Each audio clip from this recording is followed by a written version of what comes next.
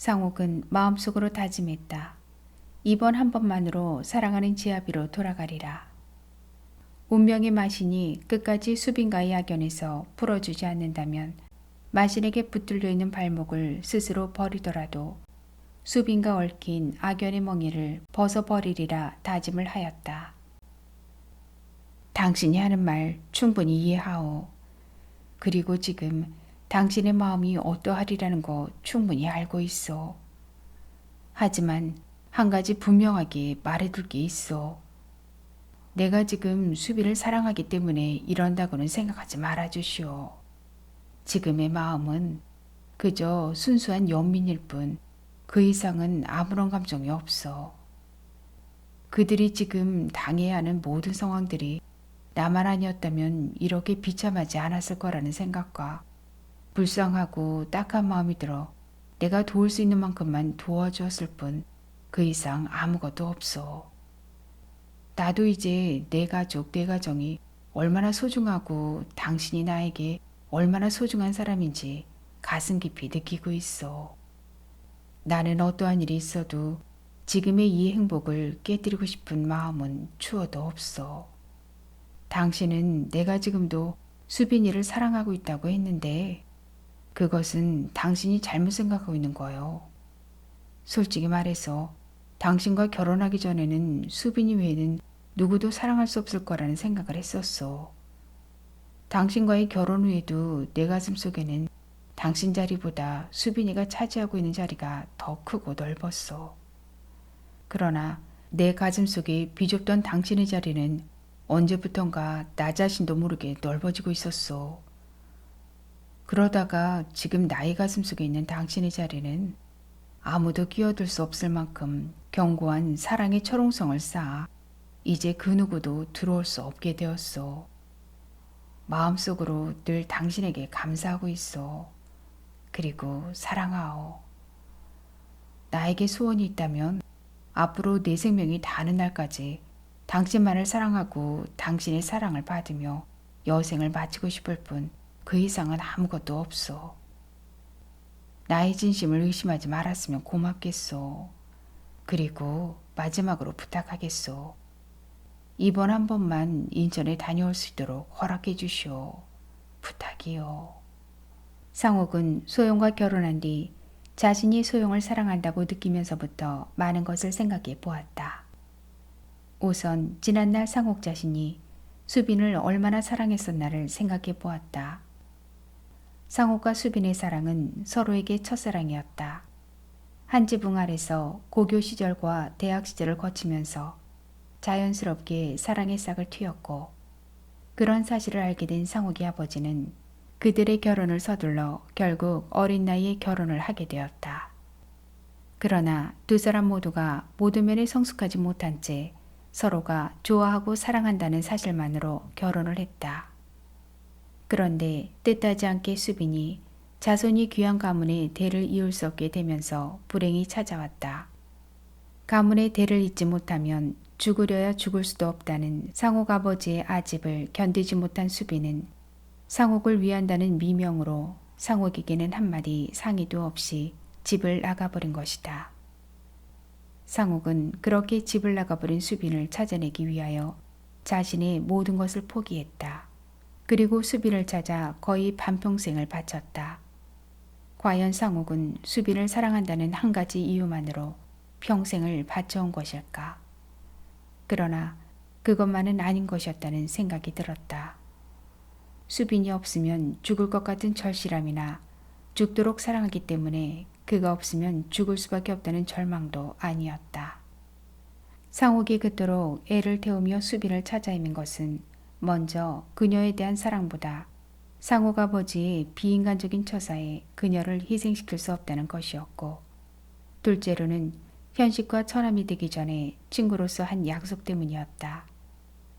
월남으로 떠나기 전에 현식은 상옥과 수빈의 관계를 인정하면서 어떠한 일이 있어도 수빈을 불쌍하게 해서는 안 되며 상옥은 수빈의 행복을 책임지겠다는 약속을 했었다. 상옥은 무엇보다 이국 하늘의 고운이 된 친구와의 약속을 지키고 싶었다. 그런데 수빈은 자신의 거처를 완벽하게 숨김으로써 평생 뽑을 수 없는 말뚝을 상옥의 가슴속 깊이 박아버린 것이었다. 이 모든 일을 역으로 생각한다면 수빈은 아버지의 비애적인 처사에 대한 보복으로 오랜 세월 동안 상옥을 고통 속에 살게 한 것이었다. 상옥은 단 한 번만이라도 수빈을 만나보고 싶었다. 그리고 불행하지 않은 모습을 한 번만이라도 보여주었다면 상옥의 일생이 이렇게 비참해지지는 않았을 거라는 생각을 했다. 그러나 상옥은 그러한 수빈을 원망하지 않았고 그것이 사랑인 줄 알았다.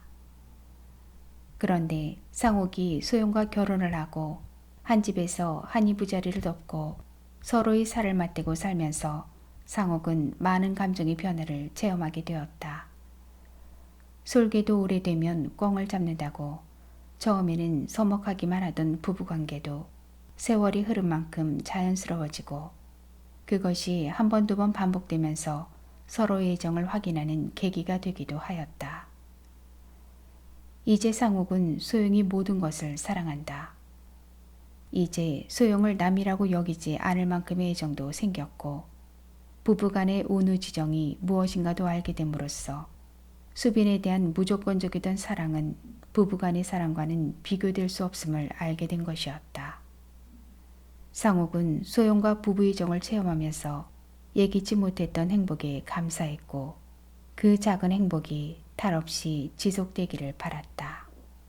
그러나 결국 두 사람이 갑작스러운 죽음으로 상옥의 행복이 중대한 위협을 받고 있는 것이다. 상옥은 진심으로 소영과 누리고 있는 이 행복을 지키고 싶었다. 그런데 운명의 마시는 자꾸만 상옥의 행복을 시기하고 있었다. 어쩌겠소? 마지막 부탁을 허락해 주겠소? 소영은 아무 말 없이 상옥의 표정을 읽고 있었다. 당신이 허락하지 않는다면 그만두겠소. 상옥은 거실을 나와 정원들에 있는 평평한 돌에 앉았다. 대낮같이 밝은 공단의 불빛들이 불야성을 이룬 도심의 밤거리 같았다. 언제 나왔는지 소영은 상옥이 어깨 위에 두 팔을 올렸다. 그리고 가만히 상옥을 가슴에 끌어안았다. 이번 한 번만이에요. 약속하실 수 있죠? 그래요. 이번 한 번뿐이요. 준비할게요. 소영은 상옥이 어깨를 감았던 팔을 풀고 돌아섰다. 상옥은 돌아서는 소영을 불러세워 가슴에 꼭 끌어안았다. 상옥의 가슴 깊숙이 안겨있는 작은 가슴이 뛰고 있었다. 무엇인가 겁먹은 듯이 불규칙한 심장의 박동소리가 상옥의 가슴으로 전해져 왔다. 소영아, 사랑한다. 상옥은 다음날 이번이 마지막이라 다짐하고 소영과 약속을 하고 인천으로 떠났다. 먼저 수빈이 입원해 있는 병원으로 가서 수빈을 면회했다. 수빈은 처음 입원했을 때와 전혀 변한 것이 없었다. 변했다면 몸이 많이 불었을 뿐이었다. 수빈은 상옥이 마련해간 음식만을 탐할 뿐 감정 표현도 하지 않았다. 무슨 말을 물어도 마치 실어증 환자처럼 아무런 대꾸가 없었다. 누가 빼앗아 가기라도 하는 것처럼 물도 안 마시고 꾸역꾸역 밀어넣은 음식이 자꾸만 입 밖으로 비어져 나왔다. 그런데도 자꾸 음식을 입 안으로 밀어넣는 수빈을 그저 바라볼 수밖에 없는 상옥은 납덩어리를 달아놓은 것처럼 가슴이 답답해져 옴을 느꼈다. 상옥은 이런 상태로라면 차라리 죽는 것이 나을지도 모른다는 생각을 하고 자신의 잔인함에 몸을 떨면서 수빈의 면회를 마쳤다. 상옥은 수빈을 병실로 들여보내고 담당 의사를 만났다. 현재의 상태를 알고 싶었고 앞으로 무엇을 어떻게 해야 하는지 의사의 소견을 듣고 싶었다. 유감스럽지만 지금까지는 아무런 차도가 없습니다. 원래 정신병이라는 것이 장기간의 치료를 요하는 것이기 때문에 성급하게 생각하셔서는 안 되는 것입니다. 그리고 앞으로는 환자를 저희 병원에서 더 이상 치료할 수가 없습니다. 그게 무슨 말씀이십니까? 그러면 집에서 치료하라는 말씀이십니까? 상옥은 지금의 병원에서 더 이상 수용할 수 없다는 말이 무슨 말인지 이해할 수가 없었다. 아닙니다. 집에서 치료할 수는 없습니다. 제가 소견서를 만들어 놓을 테니 전문 병원에 입원을 시키십시오. 그것이 환자의 치료에도 많은 도움이 될 겁니다. 의사는 수빈이 용인에 있는 정신병원에 입원할 수 있도록 필요한 서류를 만들어 주었고 구급차도 내주어 상욱은 그날로 용인에 있는 정신병원에 입원을 시키고 허탈한 마음으로 다시 인천으로 왔다. 아이들이 밥이나 굶지 않는지 궁금했다. 아이들이 집을 찾아온 상욱은 아이들이 살고 있는 모습을 보고 또 한 번의 진한 눈물을 흘렸다. 그러나 그 아이들은 상욱이 생각하는 것보다 모든 것을 긍정적으로 받아들이고 밝게 살고 있었다. 혜정아, 내가 고생이 많구나. 하지만 아무리 고생이 된다고 하더라도 실망하거나 좌절하지 말고 열심히 살아야 한다. 그러면 훗날 지금처럼 어려웠던 세월을 이야기하며 행복하게 지낼 수 있는 날이 틀림없이 올 거야. 그리고 혜정아, 이제는 너희들 엄마 면에 자주 갈 수 없을 거야. 왜요, 아저씨? 혜정이는 깜짝 놀라며 상욱에게 물었다. 엄마는 지금보다 먼 곳으로 옮겨갔거든. 그곳이 어디예요? 용인에 있는 병원인데 지금보다 더 크고 훌륭한 병원이야. 혜정이는 눈물을 글썽이며 말했다. 아니에요, 아저씨. 엄마가 계신 병원이 아무리 멀어도 일주일에 한 번은 꼭 면회 갈게요. 엄마가 태어났을 때까지요. 상욱은 답답한 가슴으로 되돌아올 수밖에 없었다. 차창 밖에서 여린 손을 흔드는 아이들을 끝까지 바라볼 수가 없어서 고개를 돌렸다. 상욱은 수빈이 하루속히 건강을 회복하고 아이들이 기다리는 집으로 돌아가 행복하게 살게 되고 상욱이 자신도 소영과 약속한 대로 이것이 수빈과의 마지막 만남이 되길 마음속으로 빌면서 울산으로 돌아왔다. 그러나 상욱이 그 간절한 소망은 이루어지지 않았다. 소영과 약속했던 마지막이라는 그 약속이 채 석 달도 되지 않아 깨져버린 것이다. 아니, 이미 깨져 있었다. 소영과의 그 약속이 깨짐으로써 상욱에게 돌아오는 시련의 아픔은 상상을 초월하는 엄청난 것이었다. 숙명적 만남. 상욱은 수빈을 용인정신병원에 입원을 시키면서 병원 측과 약속한 일이 있었다. 입원비는 매달 납부일 이전에 온라인으로 입금해 주기로 했고 어떠한 위급사항이 아니면 절대로 상욱에게 연락을 하지 않는다는 약속이었다. 그런데 수빈이 용인정신병원에 입원한 지 채 석 달도 되지 않은 어느 날 병원으로부터 상욱에게 전화가 왔다. 수빈의 병세가 회복될 기미가 보인다는 것과 같이 있어주면서 간호할 수 있는 가족이 필요하다는 것이었다. 수빈의 병세가 호전된다는 것은 더없이 반갑고 기쁜 일이었으나 환자 옆에서 시중을 들어주며 간호할 수 있는 사람이 가족 중에 누가 있단 말인가. 그것도 단기간이 아닌 장기간 동안을. 상욱은 어떠한 일이 있어도 소영과의 마지막 약속을 지켜야 했다. 상욱이 소영과의 약속을 지키려는 것은 단순히 약속을 지키기 위한 것은 아니었다. 50이 가까워지는 나이에 이르도록 한 번도 맛보지 못했던 가정이라는 행복의 성을 무너뜨릴 수 없고 소영을 실망시킬 수가 없었기 때문이었다. 상욱은 여러 차례 병원의 독촉을 받았지만 공장일이 바쁘다는 핑계로 차일피일 미루고 있었다. 그러던 어느 날 상욱이 거래처에 납품을 하고 돌아왔는데 아무래도 소영이 표정이 예전 같지 않았다. 혹시라도 자신이 없는 사이에 용인 전화를 받은 것이 아닐까 하는 불안한 생각을 하면서도 모른 척 사무실에 들어와 있었다. 상욱의 예감은 적중했다. 용인에서 전화 왔었어요. 용인에서? 상욱은 가슴이 뜨끔했다. 무슨 부정한 짓을 하다가 들켜버린 기분이었다. 내용은 말씀드리지 않아도 아시겠죠? 소영의 말투는 싸늘했다. 예전에는 찾아볼 수 없었던 차가운 말투였다. 그리고 용인으로 병원을 옮겼고 병원비도 당신이 책임지셨다는데 그 이야기는 저에게는 한 번도 하지 않았어요. 그 이유는 무엇 때문이었어요? 그랬다. 상옥은 소영에게 수빈을 용인병원으로 옮긴 사실을 이야기하지 않았다. 그러나 소영에게 수빈을 용인병원으로 옮긴 사실을 말하지 않은 것은 소영을 속이려는 의도는 아니었다. 소영에게 수빈이 병원을 옮긴 사유를 말하게 되면 거기에 따르는 경비와 매달 납부해야 하는 병원비 문제를 말해야 했다. 그러면 마지막으로 한 번만 면회하고 수빈과의 모든 관계를 정리하겠다고 했던 약속이 지켜질 수 없다는 것을 스스로 알리는 결과가 되기 때문이었다. 상옥이 수빈을 용인으로 옮길 때의 사정은 이미 소영과의 약속을 지킬 수 없는 상황이었다. 수빈이 병원을 옮기는 데는 보호자가 있어야 했고 병원비를 납부해 줄 사람의 보증이 있어야 했다. 그러한 수빈에게 누가 있겠는가? 자신 말고 그 일을 할 수 있는 사람은 아무도 없었다. 일이 그렇게 꼬여버렸기 때문에 어쩔 수 없이 소영에게 아무 말도 하지 않았던 것이었다.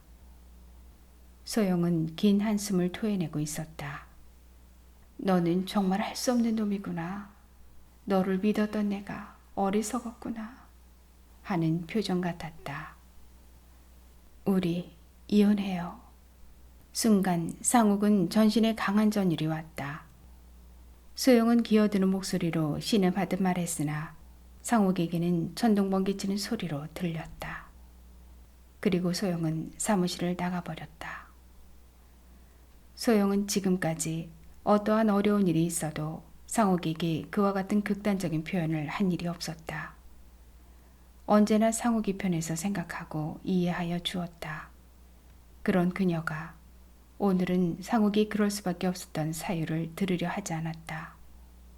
더 이상 상욱과의 대화는 시간 낭비일 뿐 아무런 기대도 할 수 없다는 결론을 내린 것 같았다. 그러나 상욱은 소영에게 뭐라고 변명은 해야 했다. 이미 때를 놓치고 사후에 약방문을 쓰는 꼴이 되고 말았지만 그렇다고 입을 다물어 버릴 수는 없었다. 소영은 안방문을 잠가버리고 누구도 만나려 하지 않았다. 상욱은 할 수 없이 비상키를 사용하여 안방으로 들어갔다. 그러나 소영은 이불을 뒤집어 쓴 채로 미동도 하지 않았다. 여보, 듣기 싫어요. 아무 말도 하지 말고 나가세요. 소영은 이불 속에서 소리 없이 울고 있었다. 변명할 여지가 없어. 하지만 잠깐만 이야기합시다. 소영은 상욱이 말이 채 끝나기도 전에 이불을 걷어치우고 벌떡 일어섰다. 그리고 큰 소리로 외쳤다. 제발 나가주세요. 당신이 나가지 않으면 제가 나가겠어요?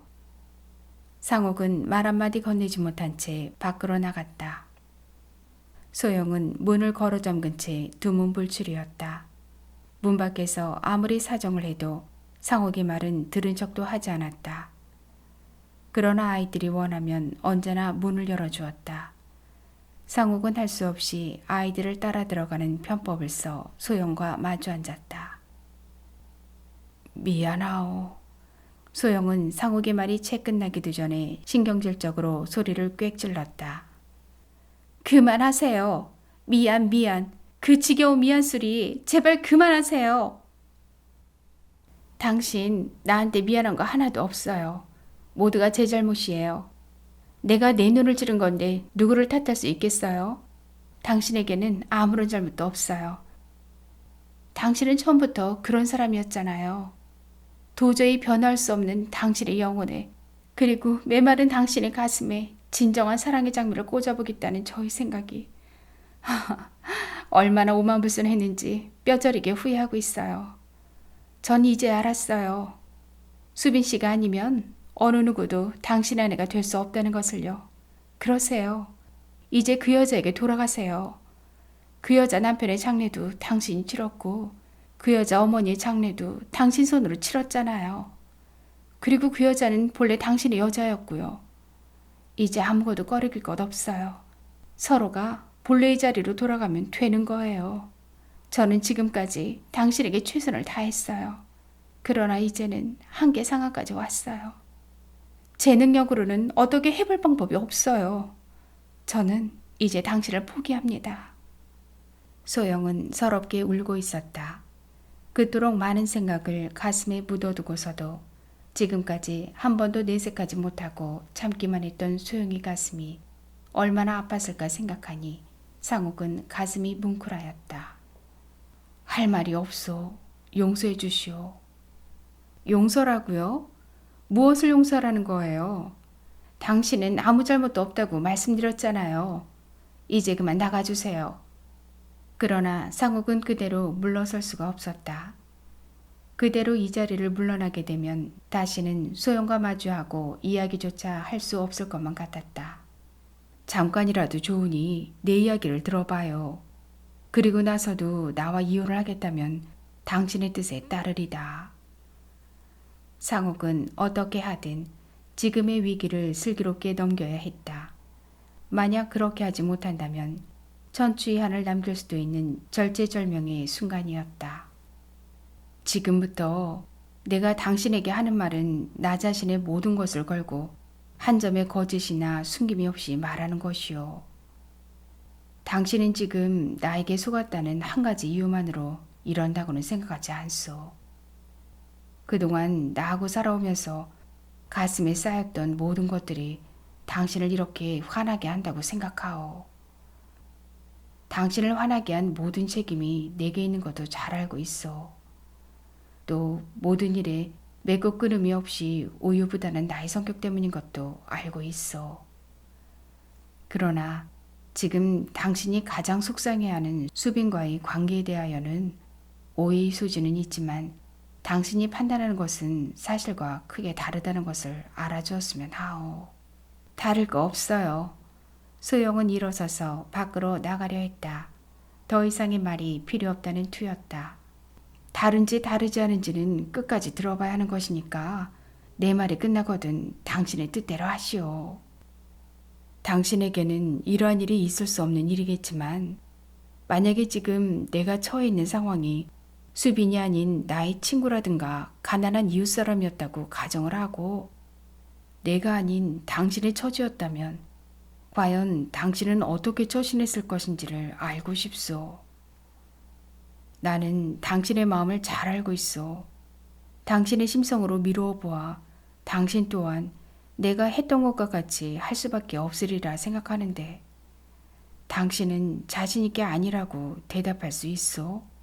그런 말도 안 되는 궤변이 어디 있어요? 지금 문제가 되는 건 친구나 이웃이 아니고 당신이 자나깨나 한시도 잊지 못하는 첫사랑이라고요. 그러면 당신이 말대로라면 당신은 친구나 이웃은 도울 수가 있는데 옛날에 사랑했던 사람은 어떠한 경우에도 도와주어서는 안 된다는 말인데 나의 생각은 당신과 다르오.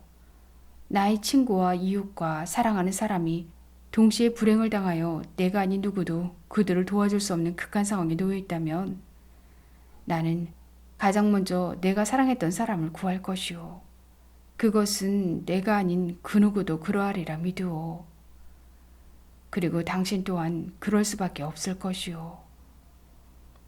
내가 수빈이를 도와주고 있는 것은 언젠가 당신에게 분명히 말했듯이 수빈이를 사랑해서도 아니고 잊지 못해서도 결코 아니오. 지금 수빈이는 도움이 절실하게 필요한데 그를 도와줄 수 있는 사람이 없기 때문에 가장 순수하고 인도적인 차원에서 돕고 있을 뿐 다른 어떠한 감정도 사라진 지 오래라는 거 당신도 이미 알고 있다고 생각하오.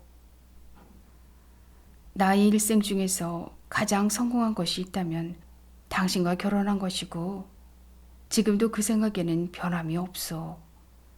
나는 당신을 만나기 전까지 한 번도 경험해보지 못한 마음, 뭔가 자빌 듯한 기대가 있었고 어떨 땐 슬픈 것 같기도 하고 그러면서도 당신 옆에 있으면 마음이 놓이고 편안했어.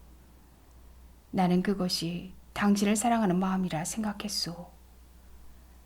당신을 사랑하고 있다는 사실에 주체할 수 없는 기쁨을 느꼈고 내 생명보다 당신의 생명이 더욱 소중하다는 생각이 들어 나 자신에게도 감사하기도 했었어.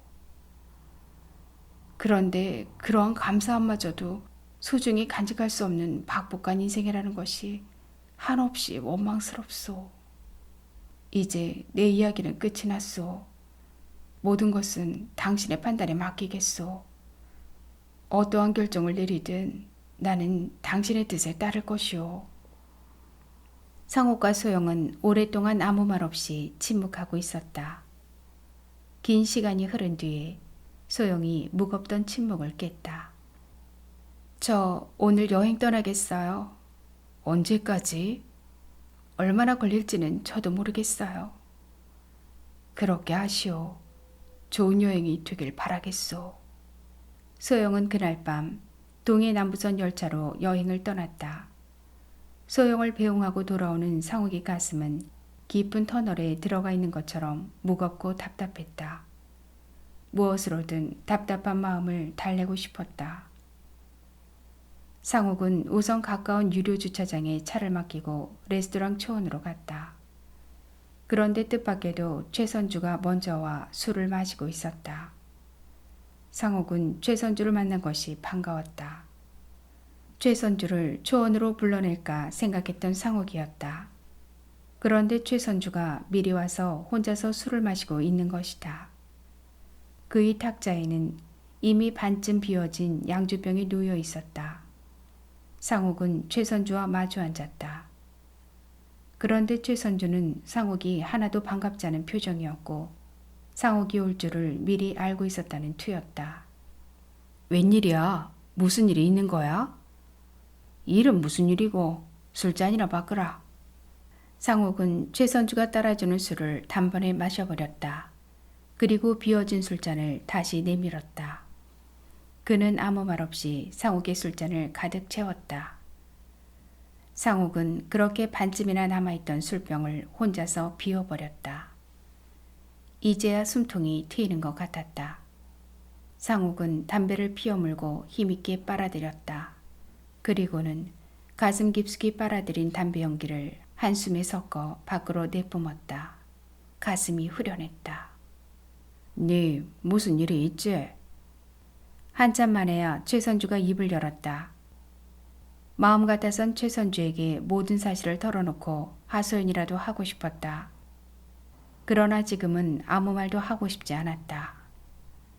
아니야, 아무 일도 없어. 최선주는 힘없이 대답하는 상욱을 측은한 듯한 표정으로 멍청이 바라보고 있었다. 마치 상욱이 지금 심정을 다 알고 있는 듯 했다.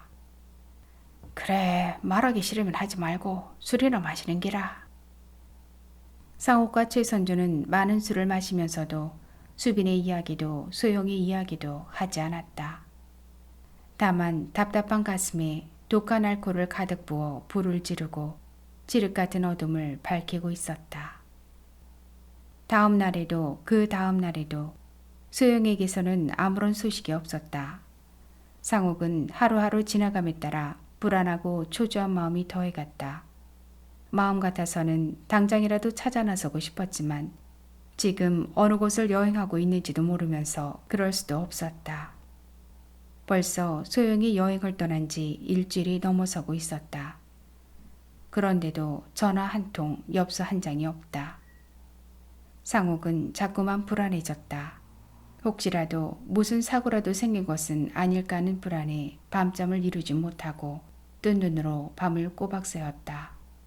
만약 오늘까지 소식이 없다면 내일은 무작정 찾아 나서리라는 생각으로 상욱은 여행 준비를 했다. 그런데 불현듯 떠오르는 것이 있었다. 수빈을 찾아 나서던 옛날 일이었다. 상욱은 갑자기 오장이 뒤틀렸다. 상욱은 준비하고 있던 여행 가방을 내동이쳐 버렸다. 그리고 비 맞은 중처럼 혼자서 중얼거렸다. 젠장, 어떻게 대먹은 게 평생을 두고 집 나간 여편네를 찾아다녀야 하는 더러운 팔자로 태어났나. 에휴, 이놈의 팔자는 개도 안 물어가나. 그러나 상욱은 얼마 되지 않아 내동댕이 쳐버린 여행 가방을 다시 손질하고 있었다. 상옥은 여행 준비를 해놓고 날이 새기를 기다리며 소영이가 갔을 만한 여행 코스를 추적해 보았다. 우선 울산을 떠날 때 강릉행 승차권을 끊었으니까 첫날은 강릉 주변에서 보냈을 것이고 둘째 날은 강릉과 양양 중간에 있는 소금강쯤에서 1박을 했을 것이다. 셋째 날은 낙산쯤까지 올라갔으리라 예상이 되고 넷째 날은 설악산쯤으로 갔을 것으로 추정이 된다. 그러면 다섯째 되는 날은, 여섯째 되는 날은? 상옥은 다섯째 되는 날부터 추적이 불가능해졌다. 날이 새면 소영이가 여행을 떠난 지 여드레가 되는데 지금 어디쯤 있을지는 전혀 예상할 수가 없었다. 상옥은 그렇게 소영이 여행 코스를 상상으로 추적하다가 새벽녘에야 깊은 잠이 빠졌다. 시간이 얼마나 되었을까? 사무실 긴 의자에서 깊은 잠에 빠져있던 상옥은 누군가가 깨우는 소리에 비로소 눈을 떴다. 사장님, 정신 차리세요. 편지 왔어요. 공장 직원 중에 막내였다. 상옥은 다시 깊은 잠속으로 빠져들며 중얼거렸다. 알았어 임마. 편지 한두 번 오니. 막내는 상옥을 다시 흔들어 깨웠다. 그런 편지가 아니에요. 사모님한테 온 거예요. 사모님요. 뭐라고? 사모님? 상옥은 벌떡 일어나 편지를 받아들었다. 발신지의 주소는 없었지만 보내는 이는 분명한 한소영이었다. 상옥은 서둘러 겉봉투를 뜯고 편지를 꺼내었다. 곱게 접힌 편지지를 펴는 순간 내용이 무엇인지 읽어보기도 전에 상옥은 눈시울이 뜨거워지며 눈물이 핑 돌았다. 편지지 위에는 군데군데 떨어졌던 소영의 눈물 자국이 남아 있었다. 상옥은 소영의 편지를 읽어 내려갔다. 수영 아빠께 여보, 무슨 말을 먼저 해야 하는 건지는 모르겠습니다. 하지만 당신 앞에서 말을 하지 못하고 이렇게 여행을 떠나와 편지로 저희 마음을 전하게 되어 미안한 생각이 들기도 합니다. 하지만 한편으로는 이렇게 편지를 통하여 당신 앞에서 할 수 없었던 말들을 할 수 있어 좋아요. 그동안 가슴에 묻어두고 하지 못했던 말들을 모두 할 수 있을 것 같아요. 그리고 진실을 말할 수 있을 것 같아요. 여보, 저는 당신을 사랑해요. 이 세상 누구보다 당신을 사랑해요, 여보.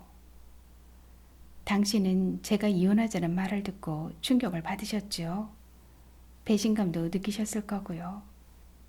그리고 화도 많이 나셨을 거예요. 여보, 제가 당신에게 이혼하자고 한 말은 저의 본심이 아니었어요.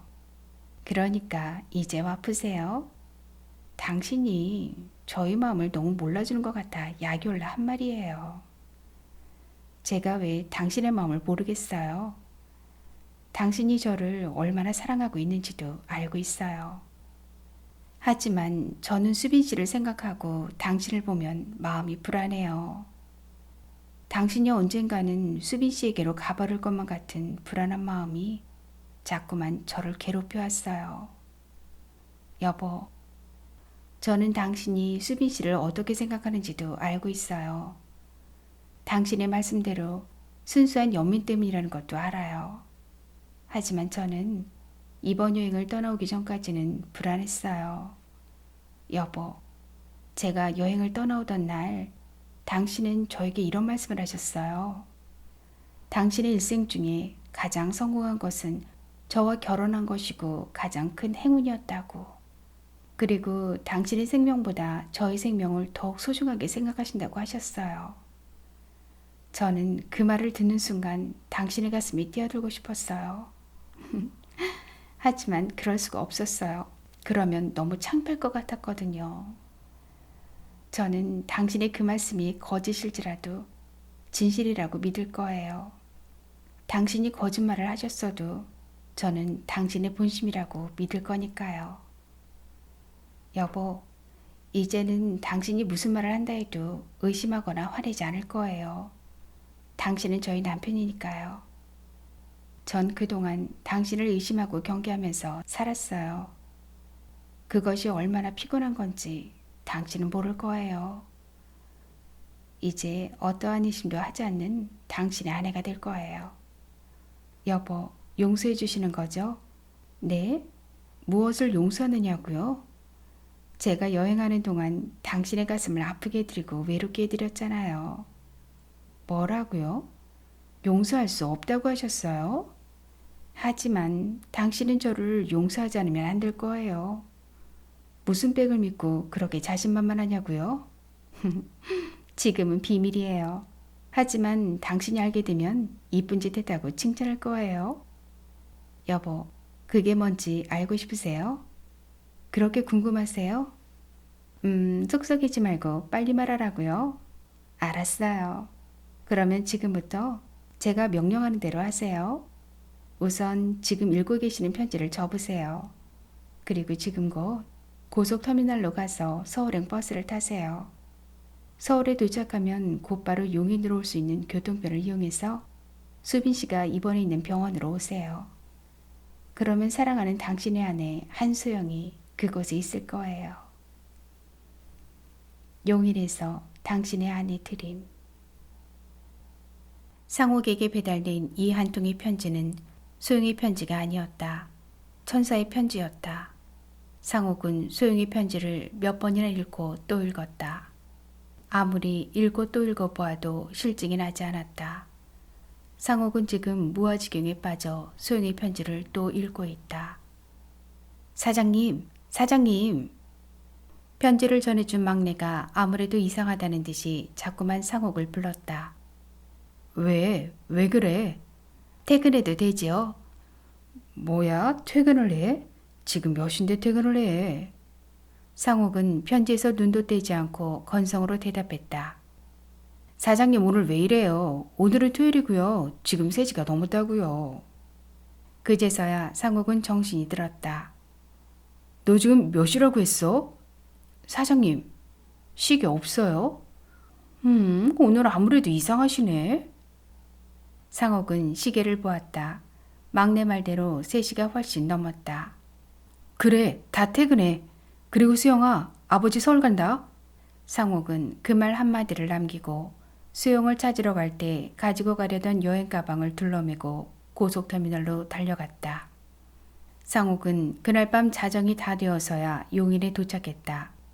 시간상으로는 병원에 들어갈 수가 없는 시간이었지만 상옥은 경비실에 사정을 하여 간신히 병원 안으로 들어갔다. 상옥이 그렇게 사정을 하면서까지 병원으로 들어오려 한 것은 소영이 병원 안 어딘가에 있기 때문이었다. 상옥은 원무과에 들러 수빈이 있는 병실을 알아내었다. 수빈은 이제 병세가 좋아져 일반 병동에 내려와 있었다. 일반 병동은 여느 병원과 마찬가지로 보호자가 환자 옆에서 간호할 수 있는 병동이었다. 상옥은 계단을 뛰어올라 수빈의 병실 문을 열고 가쁜 숨을 몰아쉬었다. 그리고 병실 안을 둘러보았다. 그러나 소영은 보이지 않았다. 병실 안에는 3개의 병상이 있는데 수빈이 누워있는 병상은 창가에 자리하고 있었다. 늦은 밤이어서인지 모두들 깊이 잠들어 있었다. 상옥은 발소리를 죽이고 수빈이 병상 앞으로 조용히 걸어갔다. 수빈이도 깊은 잠에 빠져 있었다. 잠들어 있는 수빈이 얼굴이 편안해 보이고 전에 보았을 때보다 머리도 길게 자라 있었고 얼굴도 깨끗해 보였다. 도대체 소영은 어디로 간 것일까? 혹시라도 대기실에 있는 것은 아닐까 싶어 병실 밖으로 나와 찾아보아도 소용은 없었다. 상욱은 걱정이 되어 병원 대기실에서 서성거리고 있었다. 벽에 걸려있는 시계는 어느덧 자정을 알리고 있었다. 그때였다. 병원 대기실 자동문이 열리고 소영이 아이들 셋을 데리고 들어서고 있었다. 그 아이들은 수빈이 아이들이었다. 무심코 안으로 들어오던 소영은 대기실에 우뚝 서 있는 상욱을 발견하고 반가운 표정을 지으면서도 미안한 듯 머리를 숙인다. 안녕하세요 아저씨. 언제 오셨어요? 혜정이와 그의 동생들이었다. 그래 조금 전에 왔다. 그동안 잘 있었니? 아이들은 상욱에게 인사하고는 이내 대기실에 있는 TV 앞으로 몰려갔다. 상욱은 소영 앞으로 다가가 가만히 손을 잡았다. 그리고 작은 소리로 말했다. 여보, 고맙소. 저도요. 당신이 왜? 제 명령대로 하셨으니까요. 소영은 상욱에게 잡혀있는 손에 힘을 주었다. 당신 편지하기 전에 오시면 환희로 했는데. 당신이 소식이 없는데 어떻게 올 수 있어? 나는 지금 당신밖에 없다는 거 몰라서 그래. 알아요. 괜히 그래 본 거예요. 그런데 오늘 밤 어떻게 하죠? 수빈 씨 오늘 밤에 깨우면 안 되는데. 왜, 병세가 안 좋아? 그게 아니고요. 불면증 때문에 주사 맞고 잠들었거든요. 그동안은 당신 어디서 잠을 잤는데? 수빈 씨와 같이 잤어요. 그런데 오늘이 토요일이라서 애들을 데리고 왔어요. 엄마와 함께 지내라고요. 당신이 인천까지 가서 데려온 거야? 네. 상욱은 소영의 아름답고 고운 마음이 한없이 고마웠다. 그리고 감사했다. 그런 소영이 자신이 아내라는 것에 무한한 행복을 느끼며 소영의 어깨를 토닥거렸다.